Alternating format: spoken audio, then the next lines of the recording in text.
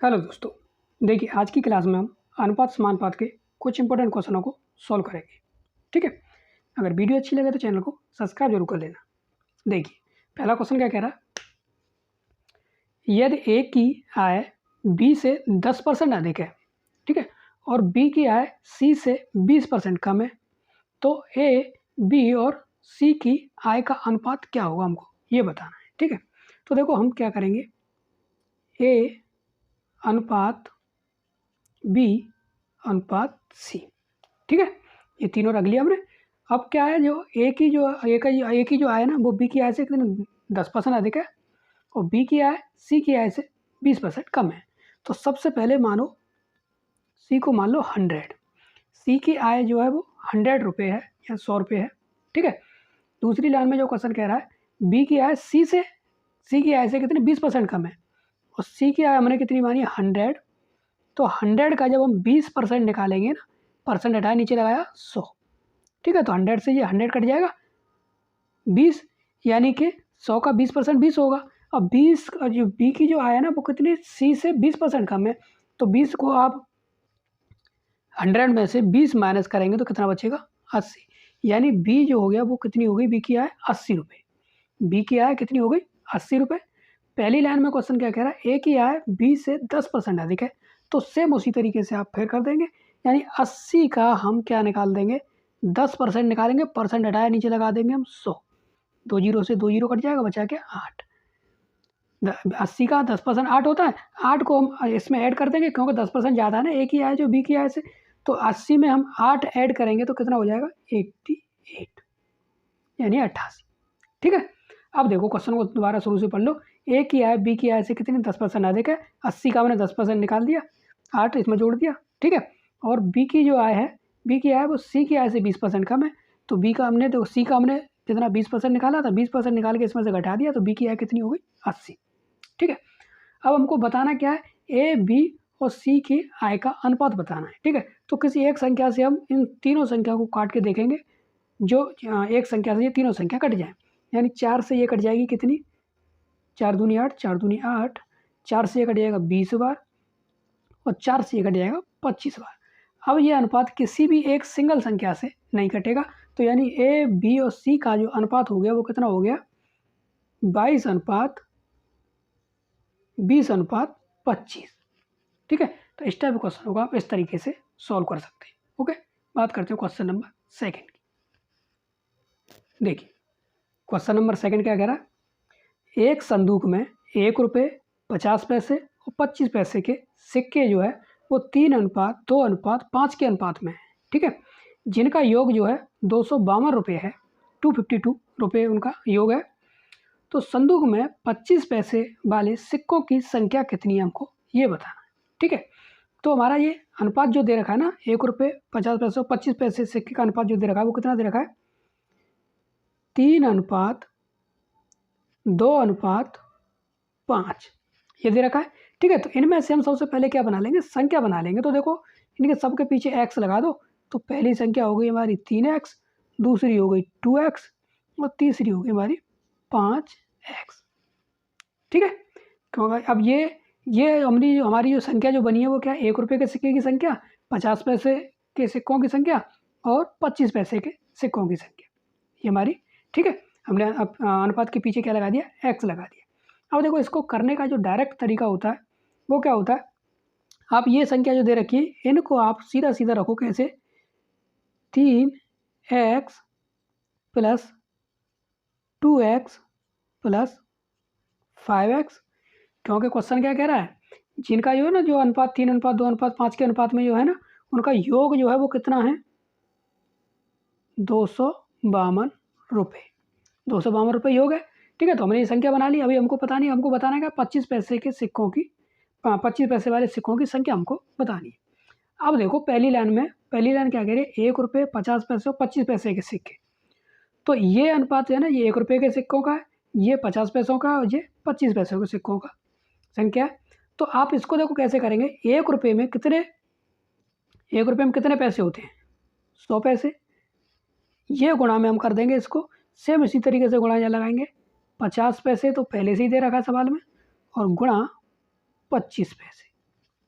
बस आपको ये वाली लाइन आपको अच्छे से याद रखनी है, यानी कि 100 का गुणा हम 3 में करेंगे तो कितना हो जाएगा 300x प्लस 25 का गुणा हम 2 में करेंगे कितना हो जाएगा 50 का गुणा हम 2 में करेंगे कितना हो जाएगा 100x प्लस 25 का हम 5 में गुणा करेंगे कितना हो जाएगा 125x और बराबर हमारा कितना दे रखा है 252 रुपये। अब ये हमारे 300 पैसे 200 पैसे और 125 पैसे में, क्योंकि हमने 100 पैसे 25 पैसे और 50 पैसे और 25 पैसे का गुणा किया है ना हमने, इन तीनों संख्याओं को हम जोड़ेंगे 300 400 और ये कितना है 300 और 100 400 हो गया 400 और 125 यानी कि 525 x बराबर 252 रुपये। ठीक है, अब ये पैसे हैं ये रुपये हैं, तो या तो इसमें 100 का भाग दे दो या इसमें 100 का गुणा कर दो। ये संख्या आपको कैसी करनी पड़ेगी, दोनों बराबर करनी पड़ेगी। या तो 525 पैसों को आप रुपये में बदल लो क्योंकि इधर रुपये हैं, या 500 या 252 को पैसों में बदल दो। तो 252 को पैसों में बदलने के लिए हम क्या कर देंगे 100 का हम गुणा कर देंगे, क्योंकि 1 रुपये में 100 पैसे होते हैं। 252 में हम 100 का गुणा कर देंगे तो ये सब पूरी पैसों की संख्या हो गई। ठीक है, तो 525x बराबर हमारी ये पूरी संख्या 252 पीछे 00। ठीक है, अब 525 से आप इस पूरी संख्या को कट करेंगे तो ये पूरी संख्या हमारी कटेगी कितनी बार, ये कट जाएगी हमारी x की वैल्यू जो निकल के आएगी ना 525 से इस पूरी संख्या को कट करेंगे ये कितनी बार कटेगी 48 बार, यानी x की वैल्यू हमारी कितनी निकल के आ गई 48। कितनी निकल के आ गई 48।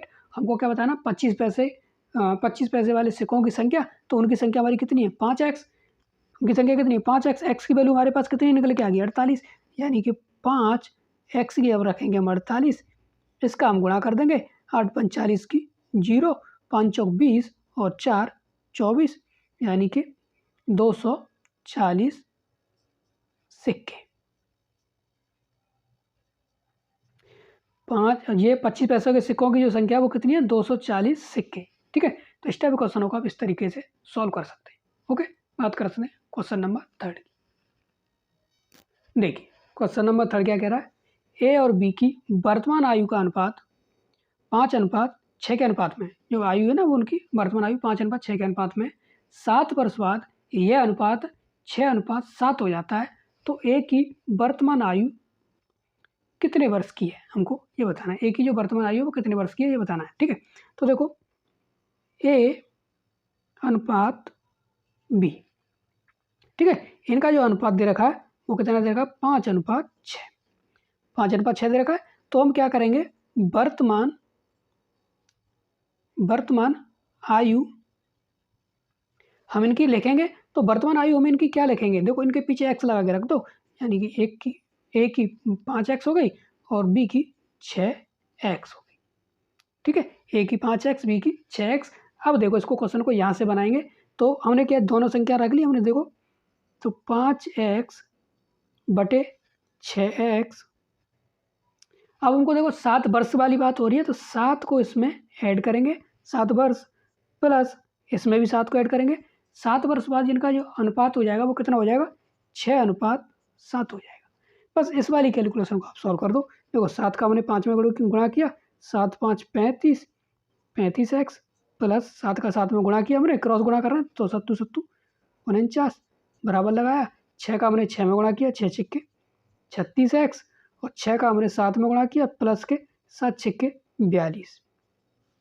ठीक है, अब देखो ये 36x ज़्यादा है 35x कम है, तो हम क्या करेंगे इस वाले 35x को इधर लेके जाएंगे, 36x में से 35x हम घटा देंगे तो x बचेगा।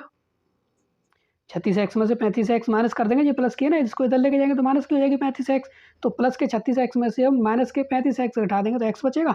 ये हमारी संख्या क्या है प्लस के 42 है और ये प्लस के 49 है, तो इसको आप इधर लेके आओगे ना तो इधर ये माइनस का हो जाएगा। 49 में से हम माइनस के 42 हम घटाएंगे तो कितना बचेगा 7, यानी x की वैल्यू हमारी कितनी निकल के आ गई 7। x की वैल्यू हमारी कितनी निकल के आ गई 7।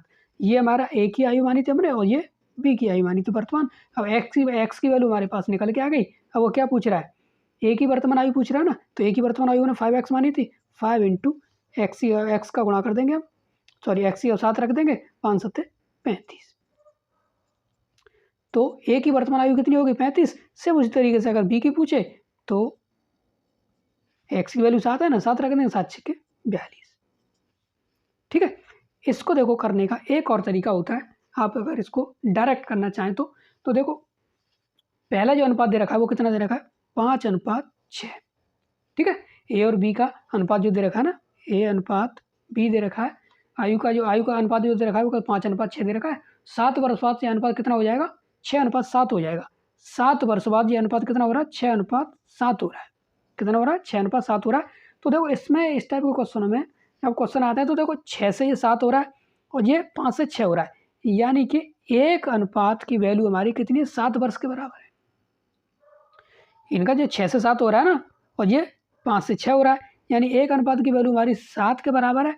एक अनुपात की वैल्यू हमारे 7 के बराबर है। अब वो किसी की भी पूछे, अगर ये पूछ रहा है, ये वर्तमान आयु का अनुपात है ना 5:7, तो अगर वो पूछ रहा है ना ए की वर्तमान आयु तो 7 का गुणा कर दो 5 में, 5 × 7 = 35। ठीक है, और ये हमारा 7 वर्ष वाला अनुपात है। ये क्या है 7 वर्ष बाद वाला अनुपात है। ठीक है, 7 वर्ष बाद वाला अनुपात, अगर वो 7 वर्ष बाद पूछे 7 वर्ष बाद ए की आयु कितनी होगी तो 7 वर्ष का अनुपात कितना 6 और 7, यानी कि 7 6 42। अगर 7 वर्ष बाद की बात बोले तो 7 वर्ष बाद ए की आयु कितनी होगी 42। ठीक है, तो इस टाइप क्वेश्चनों को आप ऐसे भी सॉल्व कर सकते हैं। ओके, बात करते हैं क्वेश्चन नंबर 4 की।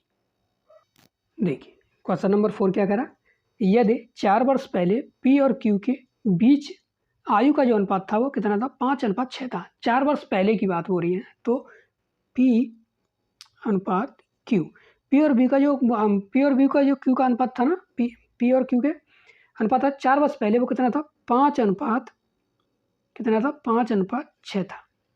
ठीक है, बीच की आयु का जो अनुपात था। तो वर्तमान कितना होगा, वर्तमान हम निकालेंगे तो क्या करेंगे, देखो 4 वर्ष पहले वाली बात हो रही है तो +4 कर देंगे। तो इसको हम कैसे रखेंगे 5x + 4 अनुपात 6x + 4। ठीक है, हमने x लगा के ये संख्या रख दी। ये हमारा क्या हो गया वर्तमान। अब आगे क्वेश्चन क्या कह रहा है, वर्तमान में दोनों की आयु का जो योग है ना वो कितना 52 वर्ष है। दोनों की जो आयु का योग है वो कितना है 52 वर्ष है।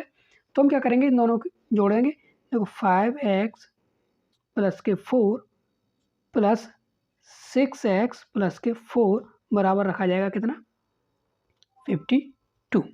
क्योंकि क्वेश्चन क्या कह रहा है वर्तमान आयु, दोनों की वर्तमान आयु का योग कितना है, तो वर्तमान आयु हमने ये निकाल ली ना, दोनों की वर्तमान आयु 5x + 4 अनुपात 6x + 4, ये अनुपात में हमारी वर्तमान आयु है। और इन दोनों की आयु का जो योग है वो कितना 52 ईयर्स है, 52 वर्ष है।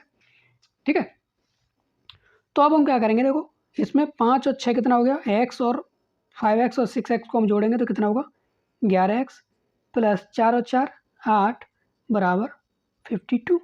इसको आप इधर लेके जाएंगे, 52 में से हम 8 माइनस कर देंगे तो कितना बचेगा, ये इधर बचा हमारा 11x, इसको आप इधर लेके जाएंगे, प्लस की संख्या इधर माइनस की हो जाएगी, 52 में से 8 माइनस कर देंगे, कितना बचेगा 44। 11 से हम इसको कट कर देंगे तो x की वैल्यू निकल के आ गई हमारी कितनी 4। x की वैल्यू कितनी निकल के आ गई 4। अब क्वेश्चन हमको क्या बताना है, उनकी वर्तमान आयु का अनुपात बताना है। तो वर्तमान आयु ये है ना, अब तो वर्तमान आयु का अनुपात बताना है तो क्या करेंगे हम, देखो x की वैल्यू 4 है तो 5 × 4 + 4 अनुपात 6 × 4, x की जगह पे हम 4 रखेंगे +4। देखो 5 चौक 20, 20 और 4 24 अनुपात ये 6 चौक 24 और 4 28। अब 6 से हमने इसको काटा, 6 चौक 24, 6 से ये एक संख्या नहीं कटेगी, सॉरी इसको 4 से काटेंगे, 4 से काटा 4 6 24 अनुपात और ये 4 से कट जाएगा 7। तो उनकी दोनों की वर्तमान आयु का अनुपात है ना वो कितना है 6:7। वर्तमान आयु का अनुपात कितना है 6:7 है। तो इस टाइप के क्वेश्चनों को आप इस तरीके से सॉल्व कर सकते हैं।